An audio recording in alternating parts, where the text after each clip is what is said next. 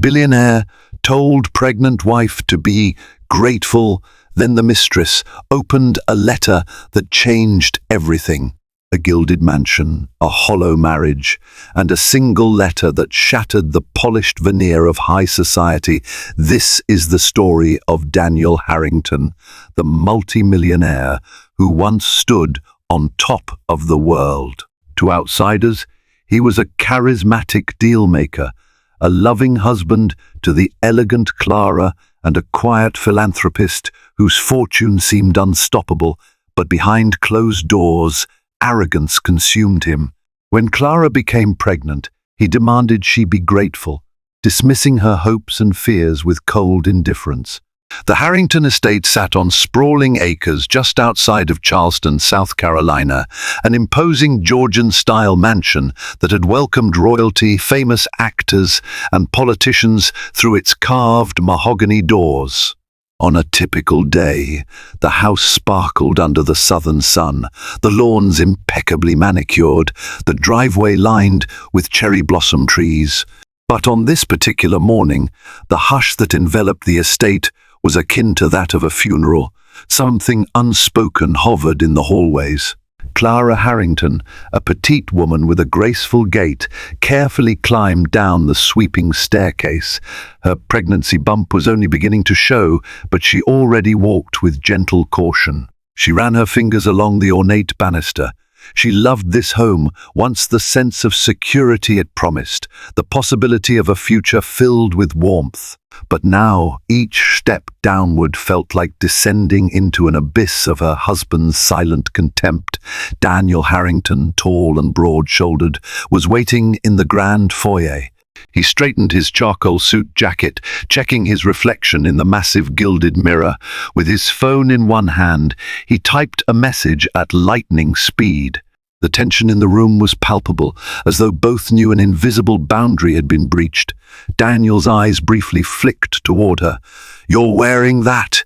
he asked, voice clipped. His gaze fell upon her slightly loose dress, chosen for comfort rather than style. Clara frowned. She had once relished dressing to the nines to complement Daniel's polished image, but now her mind was too filled with anxiety for the life growing inside her to worry about matching her husband's exacting standards. "Yes," she replied softly. "We're going to see Dr. Fowler. I didn't think a runway look was required." He shrugged dismissively. "Fine. Let's just get on with it. My board meeting starts in an hour." The tension between them had started to build months ago, after Clara confided that she was expecting. Initially, Daniel seemed pleased, almost proud, at the prospect of being a father. But as the weeks passed, that enthusiasm dwindled. He grew distant, working later hours, barely speaking during their shared meals. Clara felt him slip further away each day, as though the baby represented something that threatened his carefully curated life, rather than something to celebrate. Word around Charleston society was that Daniel Harrington might not be entirely faithful. There had been whispers, hints, insinuations that he spent too many evenings in private clubs or at secluded beach villas, not with his wife, but with a beguiling brunette from Savannah named Angela Miller. Clara had tried to ignore the rumors, hoping they were mere exaggerations. After all, society loved nothing more than tearing down an illustrious couple. But the cracks in her marriage grew wider, and a heavy sense of dread settled in her chest whenever Daniel went on business trips. She knew better than to ask direct questions. Daniel loathed feeling cornered. He paid the mortgage, the staff, the bills, and he never missed an opportunity to remind her of it. Lately, he had become especially cruel in his dismissal, leaving her feeling powerless.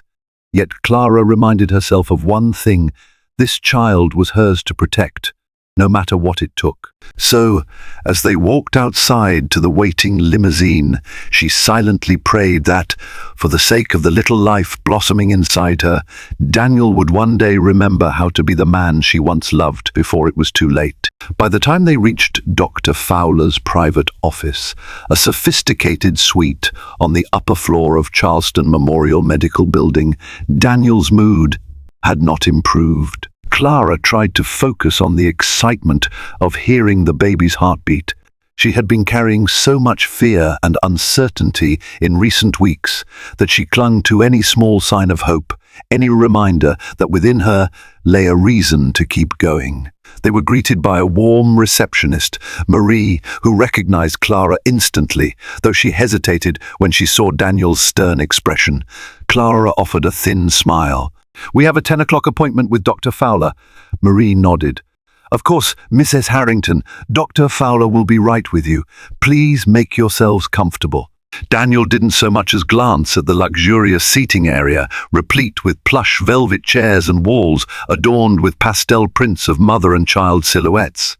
Instead, he strode to the far window, phone in hand, tapping away. His presence felt more like a passing storm. For a moment, Clara wished she could simply do this appointment alone. In her daydreams, she imagined a loving husband sitting beside her, holding her hand, asking every question about the baby's well-being. Instead, Daniel's silence reminded her of how alone she truly was. A few minutes later, Dr. Abigail Fowler emerged. She was a tall woman with a warm smile and an air of calm that immediately put Clara at ease. She shook both their hands, though Daniel barely looked up from his phone. Behind Dr. Fowler, the ultrasound technician, Samantha, waited politely. Once in the examination room, Dr. Fowler gestured to the reclining chair. "Clara, let's have you lie down and see how the baby's doing." Clara settled herself onto the chair, heart pounding with anxious anticipation. Samantha prepared the ultrasound machine, squirting a cool gel on Clara's abdomen. The moment the black and white image appeared on the screen, a rhythmic whooshing sound filled the room. Clara felt tears prick her eyes at the sound of the baby's heartbeat. Clara laughed softly, tears threatening to spill over. "It sounds beautiful." She turned to glance at Daniel, hoping to catch a glimmer of that fatherly pride he'd once shown. But Daniel only managed a curt nod before returning his eyes to the phone. "You'll need plenty of rest," Dr. Fowler advised, "and, Mr. Harrington, your support will be crucial in these months." Pregnancy can be stressful, physically and emotionally. Daniel put away his phone just for a moment and forced a polite smile. "Of course, doctor. I'm a busy man, but I'm doing what I can." Clara's heart sank. She could practically feel the lie in the room. She thanked Dr. Fowler and stood, wiping the gel from her belly. Samantha printed out a few ultrasound pictures and handed them to Clara, who held them as though they were precious gems. Daniel murmured something about an urgent phone call as he made his exit. "Doctor." Clara offered a grateful nod. She knew she would have to be strong, possibly stronger than she had ever been in her life. Because as they rode back home in tense silence, with Daniel typing furiously on his phone, Clara sensed that whatever was going on behind his distant gaze was growing larger by the day. The house staff, acutely aware of the tension, kept their distance, as if not to disturb whatever invisible barrier had fallen between husband and wife. "Can't you handle it yourself? That's what I pay you for." Clara paused, heart racing. Whoever Daniel was speaking with seemed to have him agitated. She pressed her ear against the door. "Look, if Angela's making demands, deal with it," Daniel said more quietly. The mention of that name, Angela, made Clara's stomach twist. So the rumors weren't entirely baseless. "Make sure she understands I don't plan on leaving my wife anytime soon. If she has a problem, she knows where the door is." Clara's breath caught in her throat. It wasn't exactly an admission of love for another woman, but it was definitely a confirmation that Angela was more than just a rumor. She considered barging in, confronting him outright. But a fear more profound than her anger stopped her. She still had to think of her unborn child. Caution for now seemed the wisest course. She turned away, tears burning in her eyes. He cleared his throat, as though summoning the right words. "We should talk," he said. His voice lacked its usual commanding presence. Clara shut her book and looked up, heart pounding. "Yes, we should." He paced the room, rubbing the back of his neck. About the baby, I've been busy. It's not that I don't care. Then show me, Clara said softly, her voice trembling. I am alone in this house all day. You hardly speak to me. I'm supposed to be resting and keeping my stress levels down. But how can I when I feel like a prisoner here? Daniel frowned. Don't exaggerate. You've got every comfort money can buy. Most women would be grateful. Those words, be grateful, hit her like a punch to the gut. She stood up, eyes blazing. Grateful for what, Daniel? Your absence? Your dismissiveness? The rumors about your mistress? His face darkened. Watch yourself, Clara. His tone dripped with warning, as though she were crossing a line that would have consequences. Something inside her snapped. I heard you on the phone. Don't lie to me. Don't insult me by pretending I'm a fool. Daniel inhaled sharply. For a moment, she saw a flicker of shame cross his face, but it vanished as soon as it appeared. He simply turned away, walking toward the door. I'm going to bed, he announced flatly. This conversation is over. Clara sank back down into the chair, her heart pounding like a drum. She realized that she was left with unanswered questions and a future that felt more uncertain than ever. As she clutched a hand to her abdomen, she vowed that no matter what, she would not allow Daniel's indifference or Angela's shadow to harm the life she was carrying. If he wouldn't protect their family, then she would have to do it herself. In the weeks that followed, Daniel's aloofness grew more pronounced. Often, he left before dawn for business meetings and returned late into the night, the smell of expensive perfume lingering on his tailored suits. The house staff exchanged sympathetic glances whenever Clara passed by, but no one dared utter a word. The Harringtons were, after all, a powerful family, and gossip within the estate was a surefire way to lose one's job. Clara, determined to keep her spirits up for the baby's sake, spent her days reading parenting books, practicing prenatal yoga, and confiding in her closest friend, Marina Stone. Marina was one of the few people allowed to visit the mansion. Without prior notice, Clara had insisted on it. Tall and confident, with auburn hair that cascaded down her back, Marina exuded a warmth that was a balm to Clara's loneliness. One afternoon they sat together in the sunroom. The glass walls framed a view of the estate's rose garden, where the first buds of spring were opening. Marina noticed the dark circles under Clara's eyes immediately. "Clara, you look exhausted," Marina said gently. Clara tried to force a smile. "I'm managing. I just wish Daniel would be more present." Marina reached for Clara's hand. "You can't force him to be the husband you want him to be, but you can figure out what you're willing to tolerate and what you're not." Clara swallowed hard. She thought of the baby, about being financially dependent, about the judgments of Charleston society should she publicly confront Daniel. "I feel trapped," she admitted. "I love him. Or at least, I love the man I thought he was. But everything is different now." Marina nodded sympathetically. "Is there anyone in Daniel's life who might speak reason to him? A family member, perhaps?" Clara let out a bitter laugh.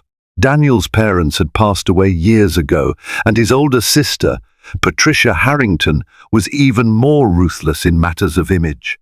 If anything, Patricia would likely advise Daniel to hide any scandal to protect the family name, not to mend his marriage. Before they could continue, the butler appeared. "Madam, there is someone at the gate asking for you," he said, voice tinged with concern. "A Miss Angela Miller." At the mention of that name, Clara froze. Marina's eyes widened. "What does she want?" The butler shifted uncomfortably. "She says it's urgent. Should I send her away?" A cold sweat beaded on Clara's forehead. She could scarcely believe that Angela would show up here, on her doorstep, at her own home. Part of her wanted to let the butler turn Angela away, but something deeper, perhaps a desperate need for truth, urged her otherwise. Clara stood, feeling her heart pound in her chest. "Let her in." Marina clutched Clara's arm. "Are you sure about this?" Clara nodded. I need answers. I need to understand exactly what's going on between her and my husband. Moments later, Angela Miller stepped into the sunroom. She was indeed a beguiling brunette, her dark hair styled into cascading waves, her lips painted a bold shade of red. She wore a fitted emerald dress that accentuated her figure, and an air of defiance clung to her like perfume. Her gaze flicked between Clara and Marina. "I'm sorry to barge in," Angela began, her voice wavering slightly, "but I couldn't reach Daniel, and something's happened. I need to talk to you." Clara steadied herself, trying to keep her composure. Her baby fluttered inside her, as though sensing her tension. "What is it that you need to say?" Angela exhaled, stepping closer. "I never intended to come here or get between you and Daniel." Her eyes glistened with tears. "But there are things Daniel hasn't told you, things that could destroy the life you've built. And I can't be silent anymore. My future depends on it too." At that moment, everything seemed to swirl in Clara's mind: anger, fear, confusion, heartbreak. She wondered if learning the truth would free her or break her beyond repair. Either way, she knew there was no going back after this. Silence weighed heavily in the sunroom as Marina discreetly excused herself. Sensing the intensity of the impending conversation, Angela glanced around, appearing both nervous and determined. The quiet tick-tock of a nearby grandfather clock seemed to amplify the tension between the two women. Clara took a seat, feeling her legs threaten to give out beneath her. "All right," she said, forcing a calm she did not feel. "Talk." Angela's hands trembled, and she clasped them together in her lap. "First, I need you to know I'm not here to rub anything in your face. Yes, Daniel and I have been involved, but he always insisted your relationship was essentially over. He made promises to me." Clara's pulse raced. Promises. The thought that Daniel could be weaving a web of lies to her and to this woman simultaneously struck her like an ice-cold slap. "Go on," she managed. Angela took a deep breath. "He told me he was preparing to leave you. He said you were emotionally distant, that he'd tried to make it work, but it was hopeless. He claimed you wanted nothing but his money and prestige, that your marriage was an arrangement of convenience." Clara felt a surge of bitter anger. How dare Daniel paint her as the gold digger when he had been the one throwing wealth around to maintain an appearance? Yet she tried to keep her voice level. "That's not the truth." Angela nodded, shame evident in her eyes. "I see that now. At first, I believed him because I wanted to. I was in love with him, or at least I thought I was. But lately, he's been treating me the same way he treats you, from what I gather. Cold, dismissive, and there's something else." Clara tensed. "What is it?" Angela reached into her purse and withdrew a letter, sealed in an unassuming white envelope. She looked down at it, as though it were a loaded gun. "This letter came to my apartment by courier yesterday. I wasn't supposed to open it. It's addressed to Daniel, but I did, out of curiosity." Angela swallowed hard. "I'll spare you all the legal jargon, but it's from a law firm in Atlanta. It references a trust fund that Daniel set up in his name and in mine." Clara blinked, confusion taking over. "Why would he set up a trust fund in your name?" Angela's eyes brimmed with tears again. "Because I'm pregnant too." Those words hung in the air, slicing through Clara's heart like a knife. Her hand instinctively went to her own belly. She felt a swirl of nausea and fear, as though the world were caving in around her. "How far along?" she whispered, her voice trembling. 2 months, Angela replied, voice quivering. "He promised he'd leave you and marry me so we could raise this child together. But it's clear now he never intended to do that. This trust fund is hush money, or worse. He wants me out of his life. He wants to control me, possibly bribe me to stay silent." Clara closed her eyes for a moment, trying to steady her breathing. Her husband's callous disregard for life, for fidelity, for honesty, felt almost surreal. She recalled his dismissive words, "Be grateful," as though her pregnancy was just a side note in his grand scheme. And all the while, he had been weaving a similar tale for another woman. A mixture of empathy and anger coursed through Clara. She opened her eyes, focusing on Angela. "Why tell me all this?" Angela exhaled a shuddery breath. "Because I'm alone too. Daniel's ignoring my calls, and I can't go to the media, he'd crush me. I hoped maybe you could help me figure out what to do.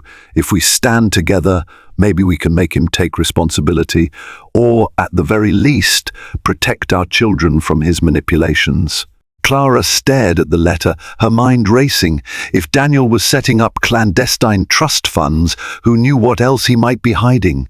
In that moment, she saw Angela not just as a threat or a rival, but as another victim of Daniel's insatiable need for control. Their children, innocent lives, were caught in a tangled web of deceit.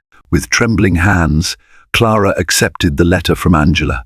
She glanced at the content, scanning legal phrases that confirmed Angela's story. She felt her voice catch in her throat. "He can't keep doing this. It's not right. But what can we do?" Angela's gaze hardened with resolve. "We stand up to him. We make him realize that these lives, yours, mine, our babies, are not mere pawns in his game." Though Clara felt weak and betrayed, a kernel of defiance sparked in her chest.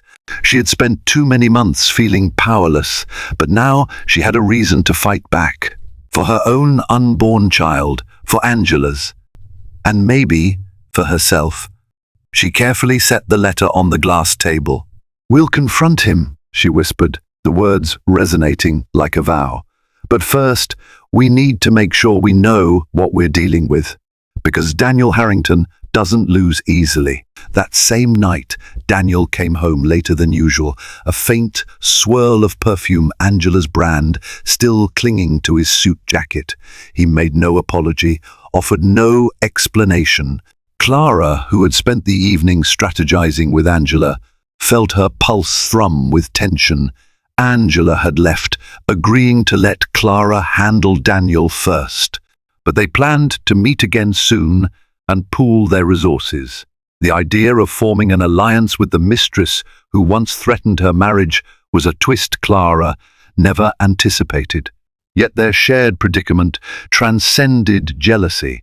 As Daniel removed his cufflinks, Clara marched into the living room, letter in hand. She turned on the overhead chandelier, flooding the room with a harsh light that left nowhere to hide.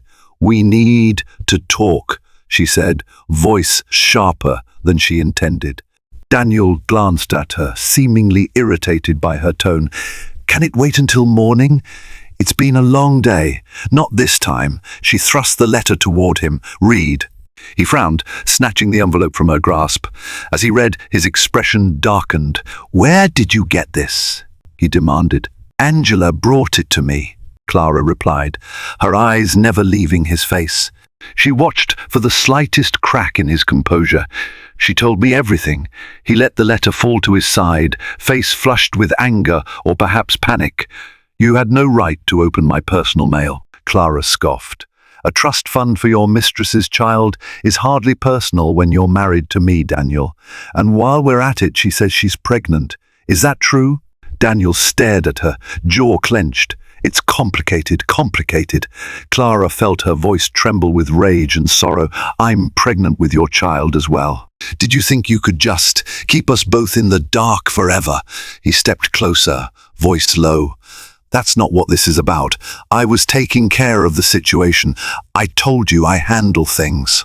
"You should have stayed out of it." Her cheeks burned with indignation. "So, you wanted me to be grateful for the scraps of your attention while you paid off Angela to keep quiet? How dare you treat people like chess pieces?" Daniel threw the letter onto a nearby table. "You wouldn't understand. Our marriage was never just about love. You enjoyed the lifestyle, the mansion, the social status. Don't pretend you didn't. I made sure you never wanted for anything." Clara's eyes welled with tears, though fury still fueled her. "I wanted a husband who cared, who would be there for me and our child." not a man juggling mistresses and hush-money arrangements. His composure cracked, revealing a flash of raw anger. "Stop making me out to be the monster. We agreed on certain things when we got married: stability, a prosperous future. You knew I would never be that perfect family man. You never complained when it was just business trips and deals. Now you're pregnant, and suddenly you want a fairy tale." Clara stood her ground, though her heart pounded. "I wanted respect. I wanted a partner. If you can't give me that, then maybe we need to rethink this marriage." The words hung in the air, loaded with finality. Daniel grimaced, tossing his jacket onto a chair.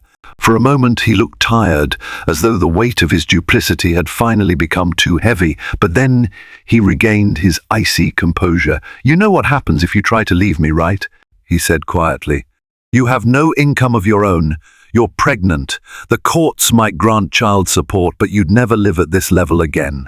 You'd see me win custody battles and come after your reputation. Even your friend Marina can't protect you from that. Charleston society would swallow you alive." Clara flinched at his brutal words, but she refused to cower. She felt the flutter of her baby beneath her ribs, a reminder that she wasn't alone. "I won't stay married to a man who threatens me. I'll find a way." Daniel shook his head, a twisted sneer on his lips. "Be careful, Clara. It's a cold world without my protection. Remember that." Then, without another word, he stormed upstairs, leaving Clara trembling with adrenaline and heartbreak. She realized with frightening clarity that she was dealing with a man who would go to great lengths to preserve his empire. And if she had any hope of protecting herself and her child, she needed more than anger. She needed a plan. Clara woke the next morning with a sense of resolve she hadn't felt in months. She called Marina, updating her on the confrontation and her plan to meet Angela once more. Then she gathered whatever bits of information she could about Daniel's business affairs. If he intended to leverage his wealth and connections against her, she wanted to know the weaknesses in his armor. She dug through old files in Daniel's study, careful to do so when he was out scanning documents that detailed various real estate investments, corporate stakes, and a labyrinthine network of shell companies. The complexity was dizzying, but one name consistently appeared: Harrington Holdings, LLC. It was the umbrella under which Daniel managed most of his assets. Oddly enough, references to this holding company also showed up in old newspaper clippings about an heirloom diamond ring once auctioned at Christie's, proceeds rumored to benefit hush-hush philanthropic endeavors. The more Clara read, the more she realized Daniel's fortune went well beyond the official narrative he presented to the public. In the corner of the study, she found a locked cabinet. She hunted for the key, eventually discovering it behind one of Daniel's engraved whiskey glasses on a shelf. Inside were letters, legal contracts, and even more, telling several envelopes marked confidential. Clara's hands shook as she opened them, finding documents that indicated Daniel had transferred large sums of money to an account in the Cayman Islands under the name Am Consulting. Am Angela Miller? She felt her heart hammer in her chest. If Daniel was funneling money offshore to Angela, it might be tied to the trust fund, or something even more clandestine. Determined to piece together the puzzle, Clara made copies of everything, careful to replace the originals exactly as she found them. She locked the cabinet back up and put the copied documents in a hidden compartment of her old jewelry box, an heirloom from her late grandmother, Harriet Lawson. There was a time Harriet's name meant something in old Charleston circles, and the memory of that proud lineage bolstered Clara's courage. Later that day, Clara and Angela met in a cozy cafe near the waterfront. It was neutral ground and away from the society circles that frequented the more upscale establishments. They took a corner booth, each wearing large sunglasses, half worried that paparazzi or curious socialites might spot them together. Angela sipped her chamomile tea, looking exhausted. I had a scare this morning. Somebody was following me, I swear. It was a black sedan with tinted windows. When I turned a corner, it vanished. But it felt like a warning. Clara swallowed hard. She had no doubt Daniel would go to extremes to keep them in line, especially if he sensed their alliance. "We need to be careful," she said, voice low. "I found documents in his study that link him to offshore accounts. In your initials, am consulting.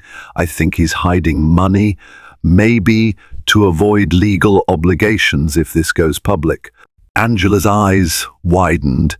"So that's where the trust fund money might be coming from. But how do we use that information?" Clara removed the copies from her purse. "We gather as much proof as we can, and then we decide whether to confront him directly again or go to a lawyer. We might threaten legal action. That could force Daniel to negotiate on our terms." Angela studied the documents, her lips pressed into a thin line. "You're risking a lot by helping me, Clara." Clara's gaze softened. "You and I both got caught in his net of lies. I don't see you as my enemy anymore." Angela reached across the table, a tear slipping down her cheek. "Thank you. If you hadn't taken me seriously, I'd be completely alone." A renewed sense of resolve passed between them.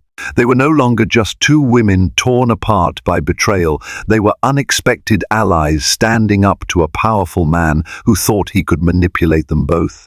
Before they parted ways, Angela paused.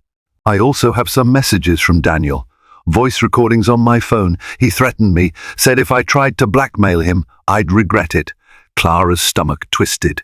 "Keep them safe, Angela. We might need them." As they left the cafe, each took a separate route home, determined not to be followed. Clara clutched her coat around her bump, feeling the baby's slight movements.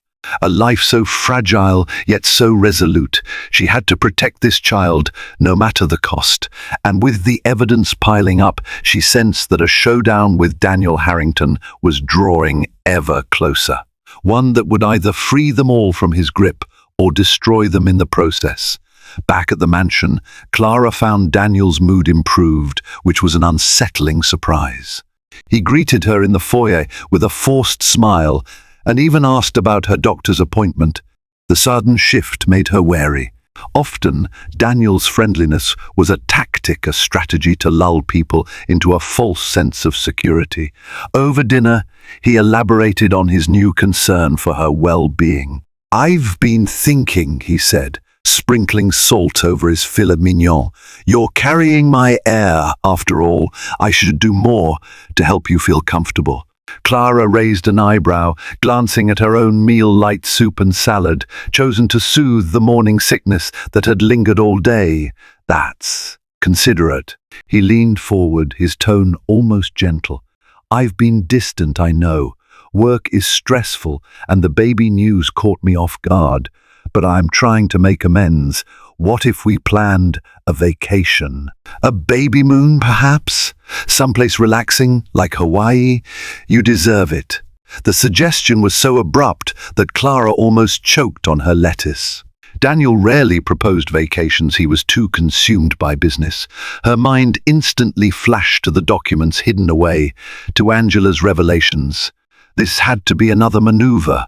"Why now?" she asked, struggling to keep her voice neutral. His smile didn't waver. "Because I realized I don't want resentment to build between us. A child deserves two parents who at least try to make it work." He reached for her hand, though she noticed his grip felt oddly possessive. "Let's put the past behind us and focus on our future." Part of Clara yearned to believe him, to cling to the hope that maybe the man she once loved was returning. But she couldn't ignore the evidence she had gathered, nor the sinking feeling that his abrupt change of heart was a calculated move to keep her under his control. Trying not to tip her hand, she nodded slowly. "A vacation might be nice," she said, "but I need to speak to Dr. Fowler first. Ensure it's okay for me to travel." Daniel appeared pleased, raising his wineglass in a silent toast. "Of course, check with the doctor, whatever you need." As she forced herself through the rest of the meal, Clara sensed that Daniel was testing her. The real question was whether she would submit to his narrative or whether she could outmaneuver him. A few nights later, she found him in his study, flipping through documents. She cleared her throat. "Daniel, about Hawaii. I've decided I'd prefer to stay nearby. Traveling that far while pregnant seems risky." He glanced up. "Fine. How about a weekend at our beach house on Sullivan's Island? That's close enough to Charleston, and you can relax." She nodded, feigning agreement. "That sounds perfect." He smiled, genuinely this time. Or so it seemed. She noticed, however, a fleeting look in his eyes, relief. As though her compliance confirmed his success in reeling her back in, Clara pretended not to notice. In the following days, Daniel made arrangements for their little getaway. Meanwhile, Clara quietly reached out to Angela. She proposed that they use Daniel's brief absence from Charleston to their advantage. Marina, as loyal as ever, agreed to help orchestrate the next step. 2 nights before the planned trip, Clara received a text from Angela. "We've got enough evidence. I've found more. Call me ASAP." Clara's heart pounded. She typed out a quick reply. "We need to move carefully. I'll be in touch." All the while, Daniel continued his charade of being the attentive husband, but Clara knew his kindness was only a veneer. Beneath it, he remained the arrogant puppet master who believed he held all the strings. What he didn't realize was that the puppets Clara, Angela, and the unborn children had begun to cut their ties.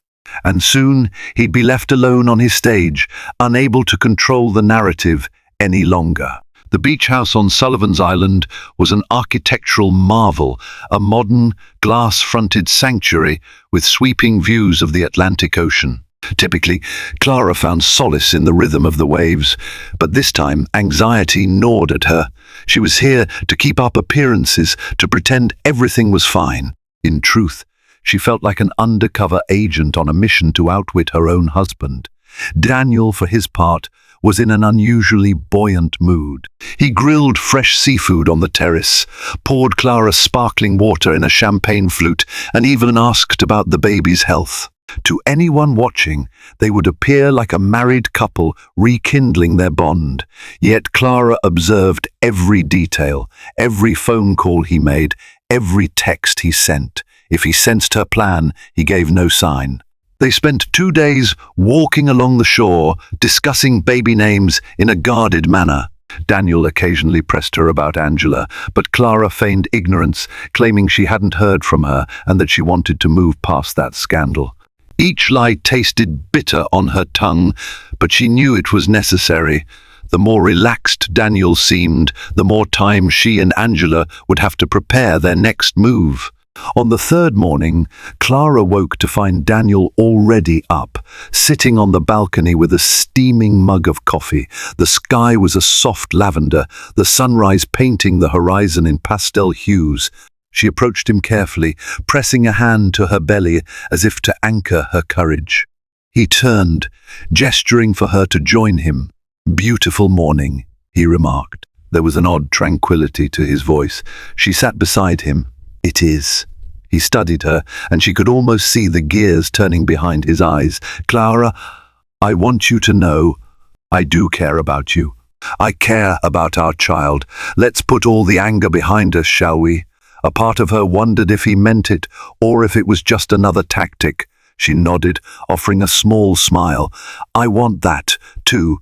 They were silent for a few moments, listening to the gentle roar of the waves. Then Daniel cleared his throat. "I finalized some changes to my will," he said. "I've decided to leave the majority of my estate to our child should anything happen to me." Her heart skipped a beat. Was this a gesture of genuine goodwill or a manipulative move? He continued, "You'll be well taken care of course." She swallowed, forcing composure. "That's generous," he smiled, leaning in to press a brief kiss on her forehead. It was a gesture so uncharacteristically tender that it nearly disarmed her, but she held firm, reminding herself of the data and documents hidden in her possession. They spent the rest of the morning in a fragile peace, strolling through the dunes. Daniel even took photos of Clara by the water, something he'd seldom done before. Yet in the back of her mind, a storm brewed, because once they returned to Charleston, the facade would crack. She and Angela had agreed to meet with an attorney who specialized in family law and corporate malfeasance. It was time to gather their evidence. That night, Clara lay awake, the ocean breeze drifting through the open window. She rested her hand on her belly, feeling the baby's gentle movement. "I'm doing this for you," she whispered in the quiet. "So you don't grow up in a home built on deception and fear." In the adjoining room, Daniel slept soundly, or so it seemed. She wondered if guilt or worry ever plagued him. If, in the deep chambers of his mind, he realized how close he was to losing everything. Clara resolved that she would not cave. This was about more than just escaping his shadow. It was about ensuring that their children, hers and Angela's, wouldn't be subjected to the same manipulations. Soon, the tides would shift, and when they did, Daniel Harrington would realize that those he once dismissed and demeaned had, in their unity, become a force strong enough to bring down his mighty empire. They returned to Charleston, the beach trip ending on what Daniel believed to be a triumphant note of reconciliation. The drive back was quiet, punctuated only by mundane pleasantries. Clara kept her eyes on the rolling scenery, bracing herself for the confrontation ahead. The next day, while Daniel was at his office, Clara met Angela at a discreet law firm on the outskirts of the city. The building was unremarkable, a simple brick facade with tinted windows perfect for their need for secrecy. Inside, they were greeted by an associate named Marcus Tyson, a bright-eyed lawyer specializing in both family and corporate law. In a private conference room, Clara and Angela laid out their evidence: the trust fund documents, the offshore account records, copies of suspicious transactions, and voice recordings of Daniel's threats. Marcus listened intently, scribbling notes. "This is extensive," he finally said, leaning back in his chair. If these documents hold up, Daniel Harrington could be facing serious legal and financial repercussions. Angela shifted anxiously. "We're not out for revenge, just for the sake of it. We just want protection financially and legally. He can't be allowed to manipulate us anymore." Marcus nodded. "Understood. We can file a civil suit for breach of marital obligations, as well as potential fraud if he misused funds in your name without consent. Angela, your child also has a claim to financial support. But it's crucial we handle this carefully. Daniel is powerful, and he'll use every resource to fight back." Clara's hand rested protectively over her abdomen. "We're prepared for that. But we need to ensure these children are safe and provided for, and neither of us wants to live under his threats any longer." A glimmer of admiration flickered in Marcus's eyes. "I'll do everything in my power to help you. We need to gather more corroborating evidence, especially regarding the hush money and any intimidation tactics." They left the firm with a renewed sense of purpose. Angela parted ways, heading to her car parked around the corner, while Clara walked a few blocks to hail a taxi. She dialed Marina, explaining what transpired. Marina promised to be on standby for any moral or logistical support they might need. Upon returning to the mansion, Clara found Daniel pacing the living room, a scowl on his face.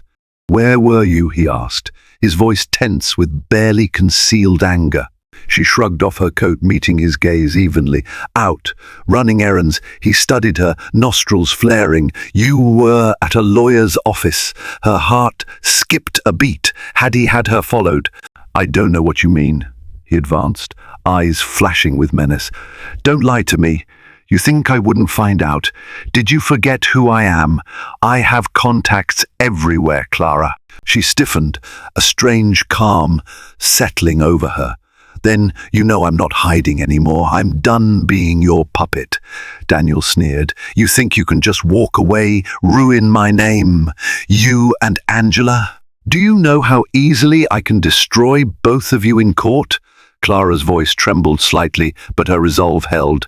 Go ahead. We have documents, recordings, proof of your offshore dealings, the trust funds, your threats.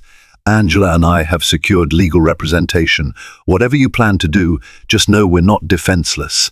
For a moment, the color drained from Daniel's face. But then fury replaced shock. He grabbed Clara's arm, squeezing it painfully. You ungrateful! Clara winced, but refused to yield. Let go of me, she hissed. Think carefully, Daniel. If you harm me, you're harming your child. Everything you've tried to protect, your reputation, your assets, will go up in smoke. He released her arm as though it burned him. His breathing was ragged, eyes wild. You'll regret this, Clara, he spat. She stood tall, tears pricking her eyes despite her resolve. No, Daniel, you'll regret underestimating us. Without another word, he stormed out the front door, slamming it so hard the crystal chandelier above the foyer rattled. Clara sank onto a nearby chair, heart thudding, adrenaline coursing through her veins. She knew the battle was fully underway now. There was no turning back. Days melted into a tense standoff.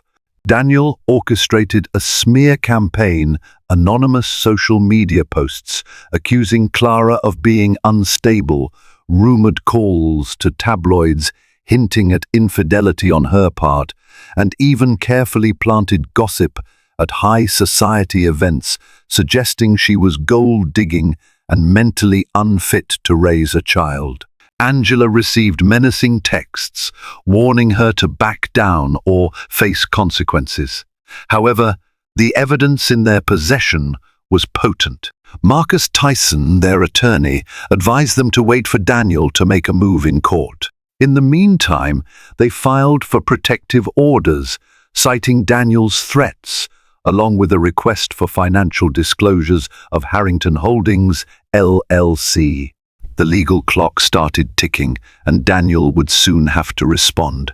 One early morning, Clara's phone buzzed. She checked the screen to find a text from Angela, urgent, call me. Clara called immediately, panic thrumming in her veins. He's freezing my accounts, Angela said, voice trembling. Every credit card he ever gave me is blocked. I can't even pay my rent. Clara felt a surge of outrage. Marcus said this might happen. He's trying to cut you off to force you to back down. Angela sniffled. I'm so scared, Clara. I only have a little savings. He thinks if I'm desperate, I'll leave town or give up. Clara placed a comforting hand over her own belly. Don't give him that power. Marcus will get a court order to restore access or at least secure financial relief for you. In the meantime, you're not alone. Marina and I can help with necessities. We'll figure it out. Angela exhaled shakily. Thank you. After hanging up, Clara contacted Marina, who agreed to host Angela temporarily. It felt surreal, Clara's friend taking in Daniel's mistress, but desperation made for unexpected alliances. Marina had a guest room, and it would keep Angela safe from intimidation. Or so they hoped. Meanwhile, the Harrington mansion echoed with emptiness. Daniel spent most nights away claiming business trips, but more likely plotting new tactics to break them. Clara steeled herself, taking solace in her growing baby bump and the knowledge that soon she'd be free of his manipulations. One afternoon, as she walked through the rose garden for some fresh air, she found a letter wedged into the gate. Her heart raced. Who would leave a note here, unnoticed by the staff or the security cameras? The envelope was plain, with no return address. She opened it carefully. Clara, I have powerful friends in the highest circles. You will not win this. Drop the lawsuit, or there will be consequences. I can make you disappear. D.H. Terror coursed through her. This was a direct threat on her life, or so it seemed. She took a steadying breath and photographed the note with her phone, sending it to Marcus, Angela, and Marina. Then she placed it in a sealed plastic bag for evidence. If Daniel was stooping to such blatant intimidation, it meant he was getting desperate. Later that evening, Marina called. "I have some news," she said, excitement tinging her voice. "A journalist friend of mine, Sarah Donovan, is interested in your story. She's seen too many cases of powerful men burying their misdeeds. She might be willing to expose Daniel's schemes on a major platform." Clara hesitated. Going public could be the nuclear option, but maybe that's what it would take to finally corner Daniel. "Let's meet with her, but carefully, in secret." As she ended the call, Clara realized how drastically her life had changed. She was no longer the shy socialite who silently endured her husband's neglect. She was fighting back, forging alliances, gathering evidence, and preparing to expose him if necessary. The final showdown loomed on the horizon. For the sake of her child, she would not let fear dictate her actions anymore. The crescendo came on a rainy Tuesday afternoon. Dark clouds brooded over Charleston, as though reflecting the storm of emotions that had built to this climax. Clara, Angela, and Marina rendezvoused at a nondescript office building where Sarah Donovan awaited them. The journalist was a sharp-eyed woman with a compassionate demeanor. She listened intently as they laid out every piece of evidence: Daniel's hush money, the secret trust funds, the intimidation, and the threat-laden note. Sarah's brow furrowed deeper with every revelation. "This is explosive," she said. "If I publish this story, Daniel Harrington's entire empire could crumble. Are you prepared for that?" Clara's throat tightened. She thought of the mansion, her once rosy dreams of a perfect family, her child's future. "We're prepared," she said softly, glancing at Angela, who nodded in agreement. "He left us no choice." Sarah tapped her notepad. "I'll need corroboration and documents to prove everything. We'll face legal threats, possibly lawsuits, but if we stand together, truth can prevail." They handed over scanned copies of documents, carefully redacted to protect certain personal details. Angela shared voice recordings of Daniel's calls. Clara shared the menacing letter found in the rose garden. Sarah's eyes gleamed with journalistic fervor. "This could be my biggest story yet, and yours as well." After the meeting, Clara took a separate taxi back to the mansion. She found Daniel waiting for her in the living room, hair disheveled, tie askew. On the coffee table lay an array of legal papers. He looked up, rage etched in every line of his face. "You've gone too far," he growled, slamming a hand on the table. "I just got word from my attorney. You filed for a protective order, and you're working with a journalist?" Clara squared her shoulders, her heartbeat pounding in her ears. "I am. You threatened me, Daniel. I won't be intimidated." He advanced, his voice low and dangerous. "Don't you realize what you're doing? You're tarnishing my name, risking everything. I gave you wealth, status. You gave me neglect and lies." Clara snapped, tears of anger welling in her eyes. "I'm not your property. Angela's not your property. Our children are not bargaining chips." Daniel's fists clenched.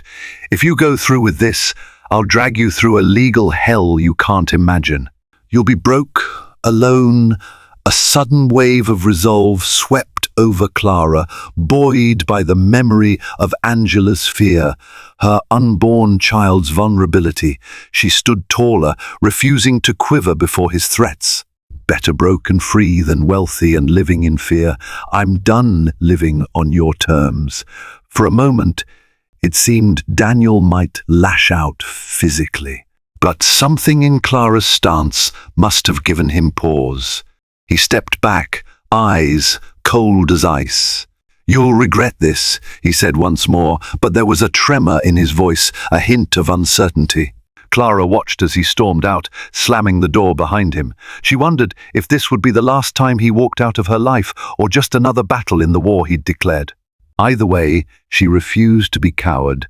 She'd shed tears, lost illusions, and sacrificed her peace for the sake of her child's future. She wasn't about to back down now.